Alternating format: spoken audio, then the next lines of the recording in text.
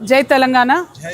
ఖమ్మం పట్టణంలో జరిగినటువంటి హృదయ విదారకమైనటువంటి ఘటన ఆ తల్లిదండ్రులను చూస్తే నిజంగా గుండె తరుక్కుపోతా ఉన్నది. ఆ తల్లి ఒకటే అంటుంది, 12 ఏళ్ల నా బిడ్డకు జీవితాంతం బెడ్ మీద ఉండేటటువంటి పరిస్థితి వస్తుంది.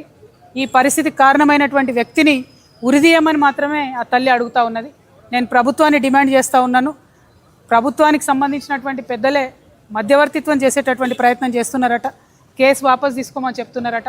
అటువంటి దుర్మార్గుని మాత్రం ఎట్టి పరిస్థితుల్లో క్షమించొద్దండి. ఎటువంటి రాజకీయ జోక్యం లేకుండా కఠినాతి కఠినమైన శిక్షలు పడే విధంగా ప్రభుత్వం తరఫున ఉన్న లాయర్లు వాదించాలి. ఒక మహిళగా, ఒక ఆడబిడ్డగా అప్పటి వరకు మా కళ్ళ ముందు ఆడుకుంటున్నటువంటి చిన్న పాప బిల్డింగ్ మీదకి వెళ్ళి పడితే మొత్తానికి మళ్ళీ లైఫ్లో నడవలేదని డాక్టర్లు చెప్తుంటే ఎంత దారుణంగా ఆ తల్లిదండ్రుల పరిస్థితి ఉందో ప్రభుత్వం ఒక్కసారి మానవీయ కోణంలో ఆలోచన చేయాలి. ఖచ్చితంగా ఆ పాపకి బయటకు వచ్చిన తర్వాత కూడా సేఫ్టీ ఇవ్వాలి. ఎందుకంటే ఇటువంటి ఎన్ని కేసులు మనం చూసినాము. డెఫినెట్గా తర్వాత విడుదల వచ్చి కూడా మరి విక్టిమ్స్ మీద దాడి చేస్తున్నటువంటి సంఘటనలు చూస్తున్నాం. ఆ పాపకి, కుటుంబానికి భద్రత ఇవ్వాలి. ఖచ్చితంగా ఆ పాపకి మీరు ఒక్కసారి డిపాజిట్ చేస్తారా డబ్బులు, లేకపోతే నెలకు ఏదైనా స్పెషల్ పెన్షన్ కింద నెలకు ఒక 50,000 రూపీస్ ఆ అమ్మాయికి పెన్షన్ వచ్చేటట్టుగా ప్రభుత్వం ప్రయత్నం చేయాలి. లేకపోతే మొత్తం ఆ ఇద్దరు కూడా తల్లిదండ్రి కూలీ చేసుకునే వాళ్ళే ఉన్నారు.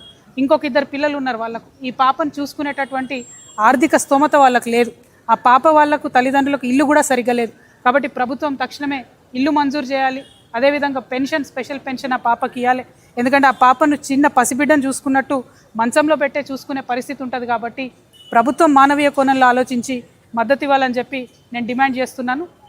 ముఖ్యమంత్రి గారిని ప్రత్యేకంగా విజ్ఞప్తి చేస్తున్నా. మీరే హోమ్ మినిస్టర్గా ఉన్నారు. రోజుకు 5 మంది ఆడపిల్లల మీద, చిన్న పిల్లల మీద, మైనర్స్ మీద ఇటువంటి అఘాయిత్యాలు జరుగుతున్నాయి. పోక్సో కేసులు అవుతూ ఉన్నాయి. కఠినమైన చర్యలు తీసుకోండి దయచేసి. రాజకీయ జోక్యం లేకుండా ఈ పోక్సో కేసుల మీద ప్రత్యేకంగా ముఖ్యమంత్రి గారు రివ్యూ చేసి మహిళా లోకానికి అంతటి కూడా భరోసా ఇవ్వాలని చెప్పి డిమాండ్ చేస్తున్నాను. Thank you. జై తెలంగాణ. జై తెలంగాణ.